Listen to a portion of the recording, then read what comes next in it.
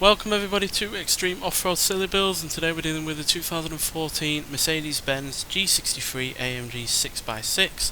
Now this has 1,356 horsepower, 1,021 pounds-feet of torque from a 7.5 litre twin turbocharged V8 engine. The car itself now weighs 6,935 pounds, can do 0 to 60 in 4.018 seconds, 0 to 100 in 8.441 seconds, and going to a top speed of 214 miles an hour.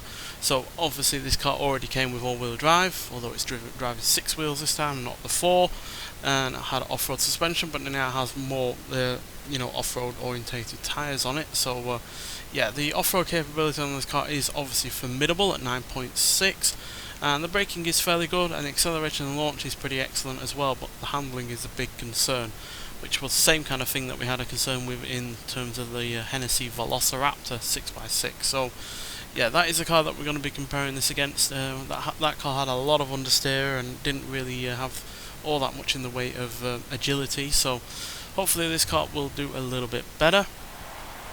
Not sure if we weigh more or less than the Hennessey. Let's have a look. Yeah, we weigh more, and we have less power and less acceleration as a result. So yeah, but I guess that's no surprise in terms of the weight, because this is a far more of a luxurious vehicle than that Hennessey is. But maybe the extra weight and the lack of power will give us a bit more controllability. But at the end of the day, the acceleration is not poor or anything like that, it's just not really as good as the Hennessey, and we've already made a mistake. I think we came in a little bit too wide on that bit there.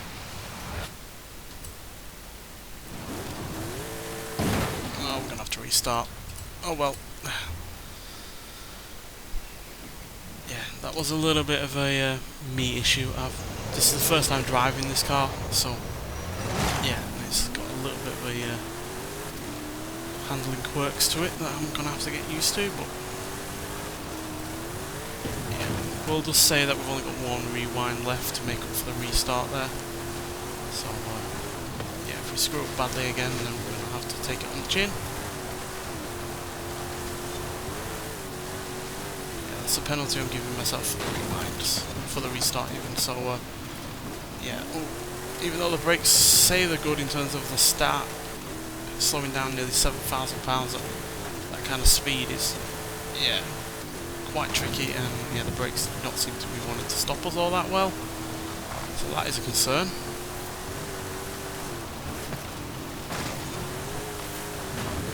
Another concern is the fact that it's obviously going to have quite a high centre of gravity, which has not been helped by the slightly raised off-road suspension and the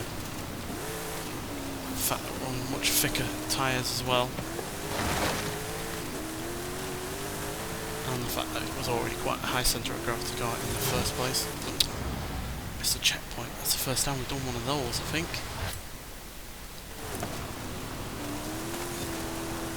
So yeah, the chances of us rolling is quite high, but luckily we don't have much to actually roll off of on this course.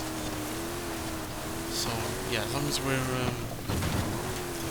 going up the mountain or anything like that, we should be alright.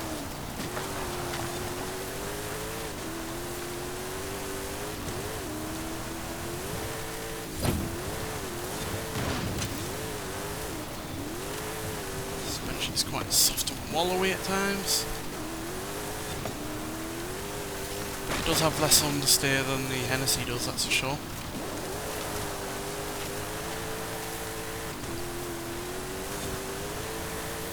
It shows it's managing its power a little bit better.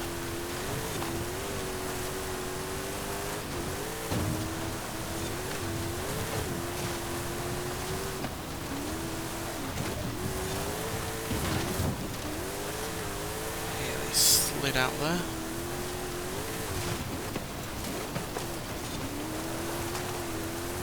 Yeah, this has definitely got a lot better turning than the Hennessey did.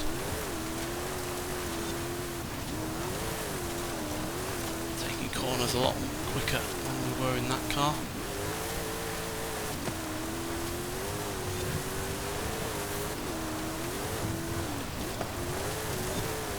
Oh, it's not as powerful, and nor is it as lightweight or as quick in terms of acceleration, but handling wise it definitely feels better.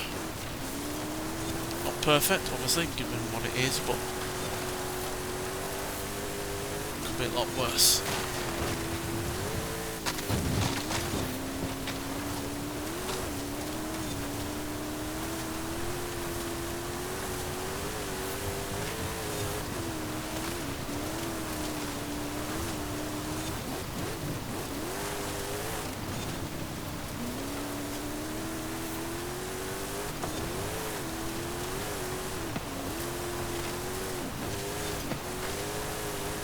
Power around across the finish line.